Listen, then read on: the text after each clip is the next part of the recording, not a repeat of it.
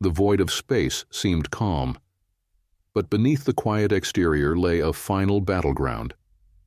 Explosions cascaded across the stellar horizon, marking another fleet's demise. Among the drifting wreckage and forgotten bodies, something far greater was unfolding, an event that would change the history of humanity and the Zeptins forever. A transmission pierced the silence. Commodore Duncan Blade's face appeared, delivering a cutting message. Accept unconditional surrender or face annihilation. Grand Admiral Septin's fury boiled. How could an inferior species dare challenge a Zeptin? The battle raged on until the impossible happened. A tear in space-time opened, revealing a colossal warship. It dwarfed Septin's fleet, its massive railguns exuding overwhelming menace. The decision was immediate. The Zeptins surrendered, convinced they faced extinction. But a year later, Septin discovered the truth. The behemoth was a hollow shell powered by scrap and deception. The realization shattered him. In a high-security lunar prison, Septin faced the man who had humiliated him. Blade's words were sharp. True warfare lies in deception, not brute force. Septin finally saw the flaw in his species' rigid doctrines and vowed to change. Months of silence nurtured thought and plans. One day, the prison cell opened, revealing Commander Vryn, a loyal officer who had survived the collapse. Vryn's eyes burned with determination. We need to adapt their strategies. Blend strength with deception, he said. Septin's mind raced. This wasn't just rebellion against their captors, it was defiance of centuries of tradition. Gather those we can trust, Septin ordered. The prison will be our first victory.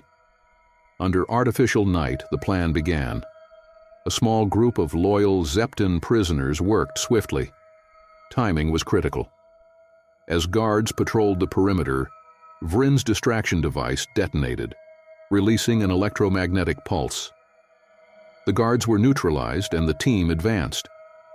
Inside the command center, Septin bypassed the biometric lock using stolen human tech. The lock beeped. The door slid open. Activate the shipyard controls, he commanded. The stolen transport ship lifted off, escaping the prison unnoticed. In deep space, Septin gazed at the stars, each one a reminder of their losses and what they could reclaim. "What's our next move, Admiral?" Vryn asked. "We find allies," Septin replied. "Other species who resent human dominance. We build a coalition, strike strategically, and take them by surprise." The humans believed they had won, but Septin would use that belief against them. With their new hybrid fleet, a blend of stolen technology and Zeptin engineering, the rebellion began. Covert raids crippled Earth's supply lines and communication relays. Panic spread through human defenses. In the human war room, Fleet Admiral Blade watched the chaos unfold. He knew Septin was behind the attacks, but lacked the means to counter the elusive Zeptin fleet. Meanwhile, Septin prepared for the final strike, an assault on Earth itself. With allies secured and human forces stretched thin, the time had come.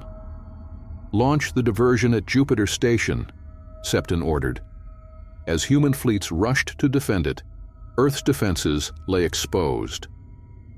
Descending into Earth's atmosphere, Septin felt the weight of his past failures fade.